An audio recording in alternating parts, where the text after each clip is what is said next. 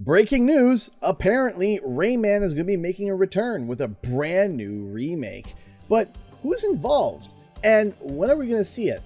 Let's break this all down. Now, as I just said, this is breaking news, so I have a whole bunch of notes just right here. So if it looks like I'm looking down, I'm just reading off my notes to make sure that I got all the information right. But Ubisoft has been in the news quite a bit as of recently.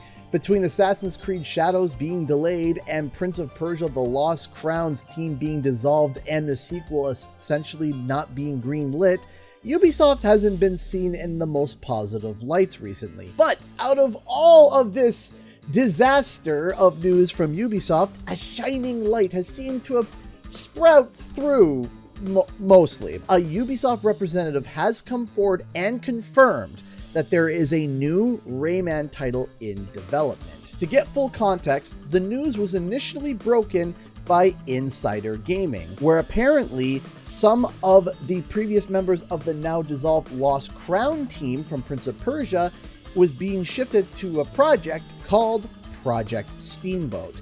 And it was reported to Insider Gaming that Project Steamboat was a Rayman remake. But there are some things that get a little bit spicy with that report because apparently, to the concern of many who are currently working on this project, Michael Ansel, the original creator of Rayman, is on board with the project and is reportedly going to be a consultant. Now, if you don't know or you're blissfully unaware, Ansel has a lot of allegations of him being a very, very toxic in leadership roles and is even known to belittle and bully his employees.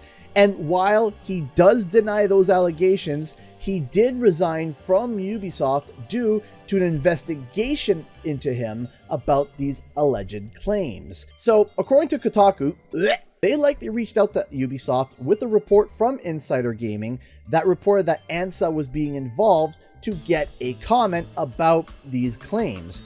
And shockingly, a Ubisoft representative did come forward and confirm a brand new Rayman title being in development. Quote, "We are pleased to confirm Ubisoft Milan have recently started an exploration phase on the Rayman brand," a spokesperson for Ubisoft told Kotaku in an email. "The project is still in its early stages and we will share more details later." This Ubisoft rep then continued talking in regard to Ansel's involvement. As creator of the Rayman brand, Mikel Ansel is being consulted to ensure consistency with the universe, the Ubisoft rep told Kotaku.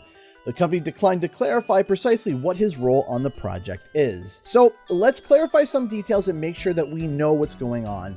Ubisoft didn't outright confirm that this new Rayman title was a remake, just that they were exploring a title in the Rayman universe. However, due to the details that were confirmed matching perfectly with what Insider Gaming has already said, we can kind of assume that this is going to be a Rayman remake. The likelihood is that it may be a remake of the original Rayman 1 with a fresh coat of paint, but that's just speculative. We're just kind of assuming because, well, why would you bring Ansel on anyway if you didn't want to do one of the original titles, which of course it's not being confirmed as a trilogy, so we could assume it's just Rayman 1. But of course, that assumption might be correct now and incorrect later, because they clarified and specified that they are in early development. And when you're in early development of gaming, ideas can go wild. You can start off as it being a remake, and then it turn into a sequel, and then it turn into a trilogy. There are different ways that this can go. So just keep that in mind that right now it could be a remake of the first Rayman, but it could change later down the line. However, let's talk about development and Ubisoft for a second.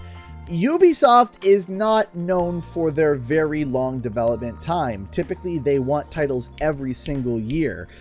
Unless it's Beyond Good and Evil 2. Apparently, that's still somehow being in development. Ubisoft is very, very quick with their turnaround times when it comes to development.